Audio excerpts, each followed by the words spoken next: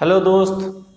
आज मैं आपको एक ऐसे इंसान की कहानी सुनाने जा रहा हूँ जो अपने ज़िंदगी में बहुत ही स्ट्रगल किया, बहुत ही परेशानियों को झेलते हुए और अपने बच्चों को, अपने परिवार को, अपने माँ बाप की परवरिश कर रहा था। कहानी यूँ है कि एक आदमी था, उसके जो बाप थे वो आँख के बहुत कमज़ोर थे, बहुत हल्का दिखाई दे रहा था और उनका जो पहला बड़ा लड़का पैदा हुआ वो पूरी तरह से ब्लाइंड, पूरी तरह से आँख से दिखाई नहीं दे रहा था, मतलब कंप्लीट ब्लाइंड, जिसको हम सूर कह सकते हैं। उसके बाद का जो भाई था उसको कम दिखाई दे रहा था, फिर भी दिखाई दे रहा था, मतलब वो अक्षर को पहचान लेता था, पढ़ लिख लेता था, पढ़ता भी था, लिखता भी था और हर किसी से ठीक ढंग से बात भी करता था, लेकिन आंखों पे थोड़ा जोर दे करके और पावर का चश्मा लगा करके आराम से पढ़ लिख रहा था, लेकिन वो अपनी पढ़ाई जारी रखा। उसके बाद का जो था वो बहुत हद तक ठीक था, उसकी आंखों में भी दिक्कत थी, वो भी चश्मा लगा रहा था, लेकिन वो बहुत हद तक ठीक था। अच्छा, अब ये पहला वाला जो पूरी तरह से ब्लाइंड था वो तो नहीं पढ़ पाया।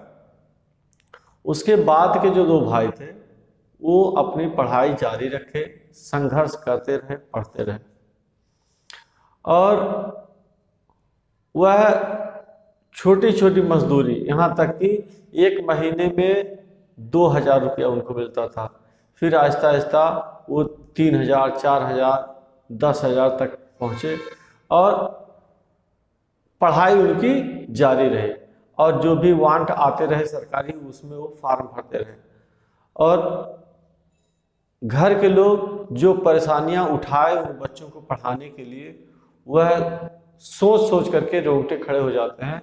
बड़ी मुश्किल से उन बच्चों की फीस जमा हो पाती थी, बड़ी मुश्किल से उन बच्चों के लिए ड्रेस और कपड़ा पहन का इंतजाम हो पाता था और बहुत ही संघर्ष किए, लेकिन उस संघर्ष का नतीजा जो आया वो ये है कि इस वक्त जो दोनों छोटे भाई थे, एक इंजीनियर है और जो दूसरा वाला है वह टीचर है और दोनों सरकारी जॉब में है।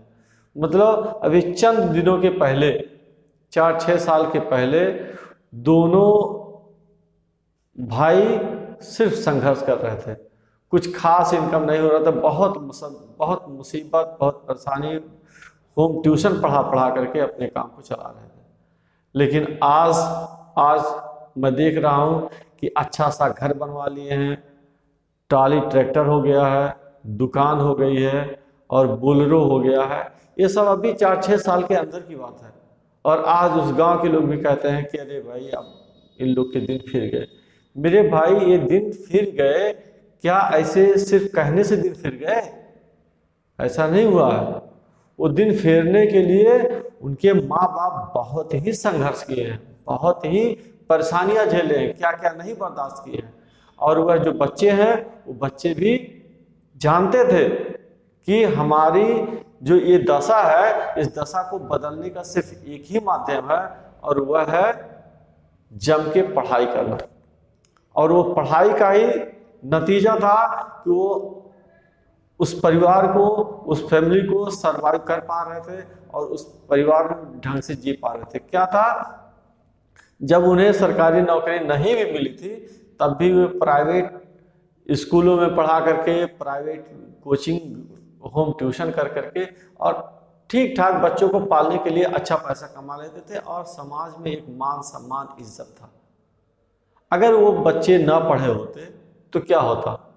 वो आज भी बेहद संघर्ष करते रहते और यहाँ तक कि पूरी जिंदगी उनको संघर्ष ही करना पड़ता और उनके जो आने वाली नस्ल है उन नस्ल को भी पढ़ाई के लिए वही संघर्ष झेलना पड़ता जो पढ़ाई के लिए ये दोनों भाई झेल रहे थे। तो मैं इस छोटी सी कहानी के जरिए से आपको बताना चाहता हूँ कि मेरे भाई, मेरे दोस्त, ये सच है कि पढ़ाई एक गरीब परिवार के लिए अपने बच्चों को पढ़ाना मुश्किल है लेकिन असंभव नहीं है, कठिन है लेकिन असंभव नहीं है। तो आप अगर अपनी जिंदगी को, आने वाली नस्लों की जिंदगी को बेहतर बनाना चाहते हैं तो किसी एक को तो झेलना ही पड़ेगा, किसी एक को परेशानी उठानी ही पड़ेगी, और वह परेशानी जो नॉर्मल जिंदगी जी रहे हैं उससे भी ज्यादा परेशानी उठानी पड़ेगी। और यह आप अच्छी तरह से जान लें कि कोई भी मकान अगर उसको और भी बेहतर बनाना है तो उस मकान को ढहाना पड़ता है, उस मकान की जो हालत होती है और बदतर करनी पड़ती है, तब जाकर के वो बेहतर होता है। आप किसी रोड को देख लीजिए, उस रोड को अगर और बेहतर रोड बनाना है तो उस रोड को जैसी कंडीशन उससे बदतर बनाना पड़ता है, उसको खन खोद के मारते हैं उस पर, यहाँ तक कि पैदल चलने लायक नहीं रह जाता। लेकिन उसके बाद जब तैयार होता है ना तो देखते बनता है कि हाँ क्या रोड है। तो ये ऐसी ही हमारी जिंदगी है। इस जिंदगी को अगर हम और बेहतर बनाना चाहते हैं तो जो नॉर्मल जिंदगी हम जी रहे हैं इससे भी ज्यादा परेशानी हमको उठानी ही पड़ेगी। अगर इस परेशानी को हम उठाने के लिए तैयार नहीं होंगे तो यह जो मीडियम परेशानी है ये हम तो झेल ही रहे हैं, हमारे आने वाली नस्ल दर नस्ल को ये झेलना पड़ेगा।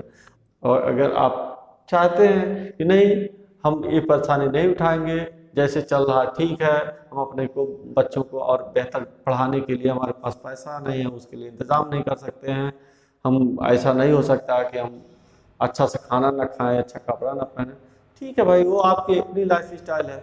मैं इस वीडियो के माध्यम से, इस वीडियो के ज़रिए से मैं चाहता हूँ मेरे भाई, मेरे दोस्त एक बार अपने इस परिवार को, अपने इस समाज को बेहतर बनाने के लिए कर लो संघर्ष।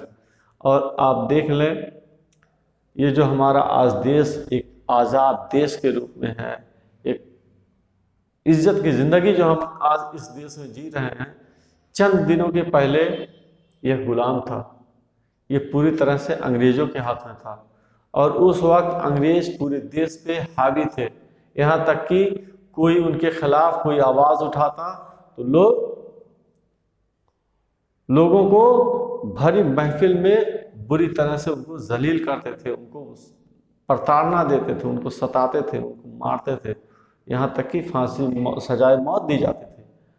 लेकिन वो सारी परेशानियां को झेलते हुए कुछ लोग अपनी जान की बाजी लगा करके और मैदान में उतर पड़े, और यह सोच करके कि अगर मैं इनके खिलाफ कोई आवाज़ नहीं उठाता हूँ और अपने लोगों को मजबूत बनाने का कोई कोशिश, कोई प्रयास नहीं करता हूँ तो हमारा देश की हालत और भी बुरी हो जाएगी। अभी अगर हम उसके खिलाफ आवाज़ उठाते हैं तो ये हो सकता है कि सैकड़ों हजारों लोगों की जानें चली जाएं, जान गंवाना पड़े, कुर्बानियां देनी पड़े, लेकिन उसके नतीजे में जो चीज़ मिलने वाला था बहुत बड़ी चीज़ मिलने वाली, बहुत बड़ी चीज़ मिलने वाली थी। उस कामयाबी के बदले में ये जो सैकड़ों हजारों जाने, यह जाना मंजूर था, लेकिन उन जालिमों को जुल्म मंजूर नहीं था। ऐसे ही मेरे भाई, यह जो गरीबी है यह बड़ी जालिम है, गरीबी बहुत जुल्म ढाती है, और उनसे पूछ लो जो इस गरीबी को झेल रहे हैं। तो अगर इस गरीबी से निकलना है तो हमको इनकलाब जिंदाबाद कह के और मैदान में आना पड़ेगा, और इसके लिए हमको घास की रोटी खाना पड़े तो खाना पड़ेगा। घास की रोटी से मतलब ये हुआ कि हमको जितनी भी परेशानी उठानी पड़े हम उठा लें। यार ये हमारा आज़ाद देश है, इस देश में इस वक्त अगर हम सब लोग अपनी नस्लों के लिए, अपने देश के लिए, अपने समाज के लिए कुछ नहीं कर सकते हैं तो कब करेंगे? कौन करेगा? किससे आप उम्मीद करते हैं? बताइए। आज तो बहुत बेहतर कंडीशन है, सब कुछ बहुत बेहतर है, क्या नहीं कर सकते हैं? सब कुछ तो कर सकते हैं, लेकिन सोचने की बात है। तो मैं अपने दिल पे हाथ रख के कहता हूँ कि मैं कोशिश करूँगा कि अपने परिवार को, अपने गांव को, अपने समाज को और अपने देश को जितना भरसक प्रयास हो सकता है मैं बेहतर बनाने के लिए हर संभव प्रयास करता रहूँगा। और उसमें सिर्फ एक ही रास्ता मुझे दिख रहा है, वह है मैं लोगों को बेहतर से बेहतर शिक्षा दे सकूं, बेहतर से बेहतर पढ़ा सकूं और बेहतर से बेहतर मार्गदर्शन कर सकूं। और आप लोगों से दुआएं हैं कि आप लोग दुआ करिए कि मेरे इस मकसद में कामयाबी मिले, मैं इस देश के लिए, समाज के लिए, इस परिवार के लिए कुछ कर पाऊँ। और यह वीडियो अगर पसंद आए तो आप इसे लाइक भी करें, शेयर भी करें और सब्सक्राइब भी करें। धन्यवाद।